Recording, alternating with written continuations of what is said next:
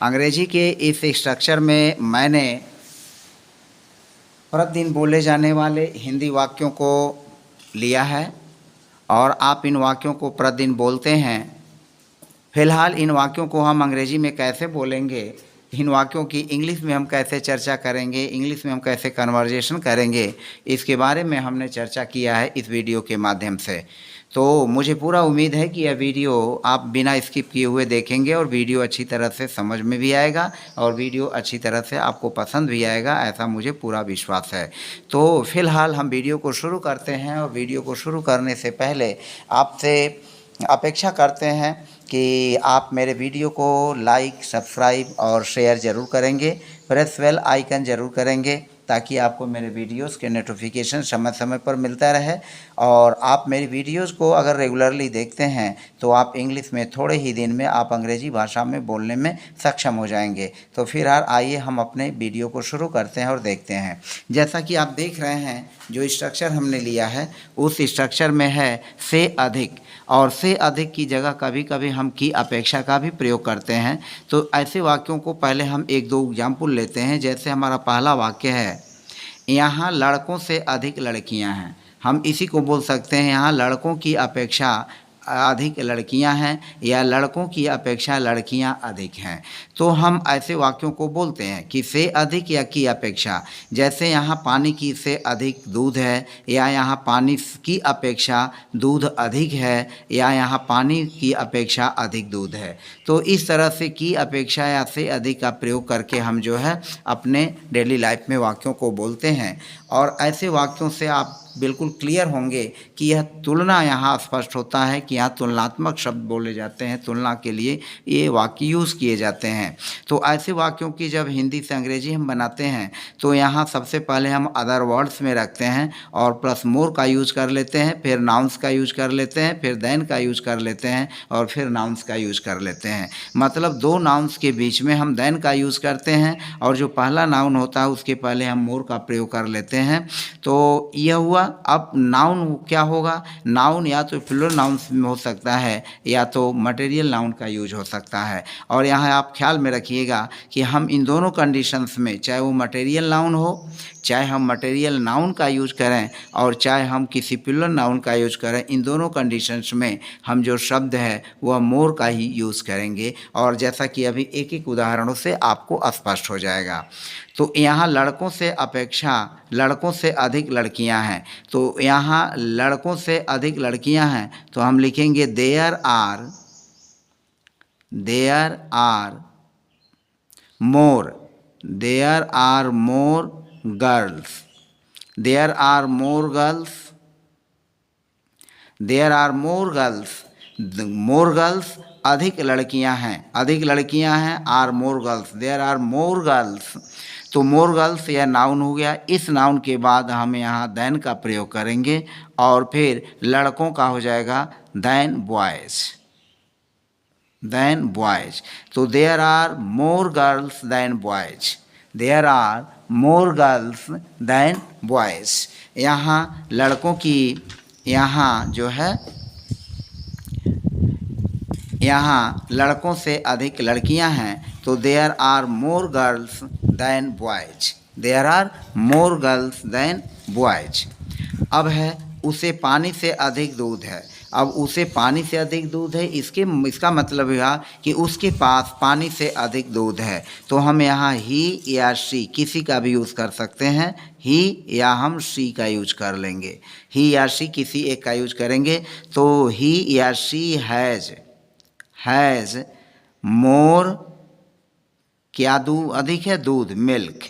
तो हम यूज़ कर लेंगे मिल्क। और यहाँ मिल्क देखें मटेरियल नाउन है, जो यह मटेरियल नाउन है यह मटेरियल नाउन हो गया। तो ही या शी कोई एक प्रयोग करेंगे, ही हैज़ मोर मिल्क या शी हैज़ मोर मिल्क। ही भ्रम होगा, बल्कि ये काट देते हैं, he has more milk than water. He has more milk than water. या हम इसको लिख सकते हैं she has more milk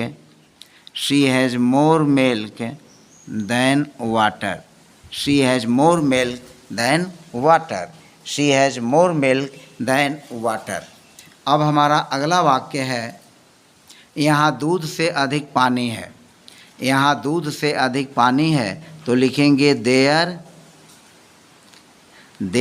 is more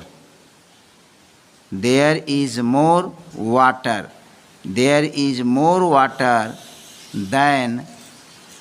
than milk. There is more water than milk. There is more water than milk. There is more water than milk. यहाँ दूध से अधिक पानी है। वहाँ गायों से अधिक बकरियाँ हैं तो लिखेंगे यहाँ there is more water than milk। यहाँ here का भी प्रयोग करेंगे। यहाँ चूँकि यहाँ ये शब्द आया हुआ है यहाँ, तो there is more water than milk here, there is more water than milk here. और जो हमने पहला वाक्य लिया है there are more girls than boys, यहाँ भी हियर का प्रयोग हुआ। सारी हियर छूट गया था, तो there are more girls than boys here.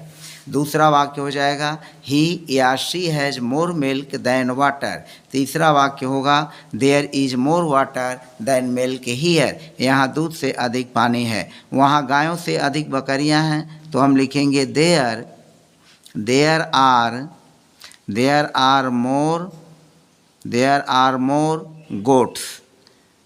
Are more goats than cause.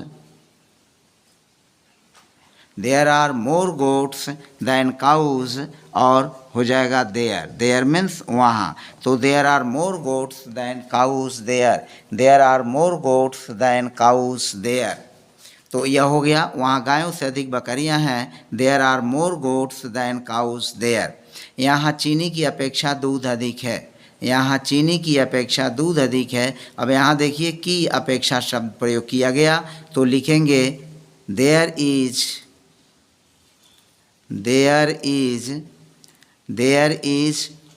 मोर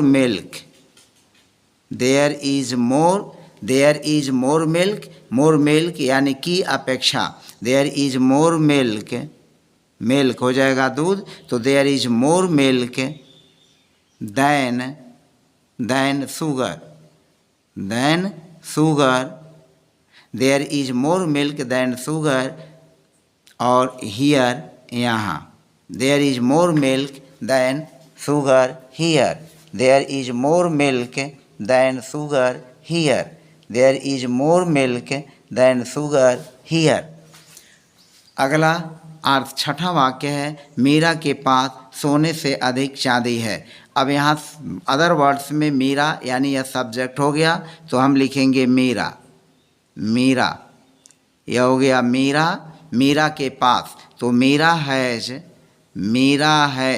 मीरा के पास सोने से अधिक चांदी है तो Meera has more silver, Meera has more silver than gold, Meera has more silver than gold, Meera has more silver than gold, Meera has more silver than gold.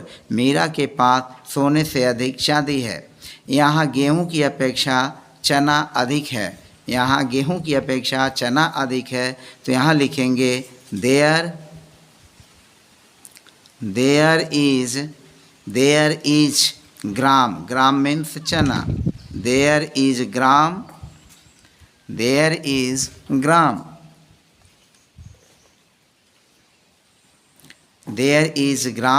चना, there is gram के पहले मोर का यूज हो जाएगा, देयर इज मोर ग्राम अधिक चना है, there is more gram than wheat, there is more gram than wheat, there is more gram than wheat. अगला आठवां वाक्य है वहाँ लोहे से अधिक तांबा है, वहाँ लोहे से अधिक तांबा है, वहाँ लोहे से अधिक तांबा है तो यहाँ हो जाएगा देयर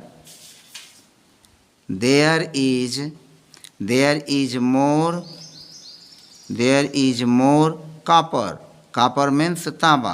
तो there is more copper than iron.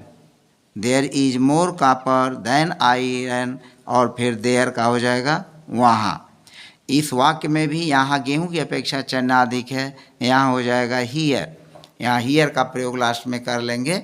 यहाँ गेहूं की अपेक्षा चना अधिक है, there is more gram than wheat here. वहाँ लोहे से अधिक तांबा है, there is more copper than iron there is more copper than iron there.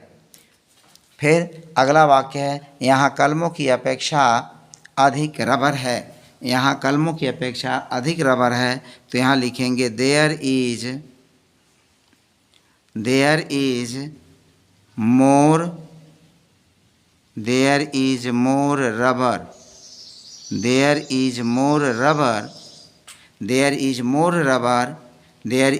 Rubber. यहाँ अधिक रबर है देन पेंस।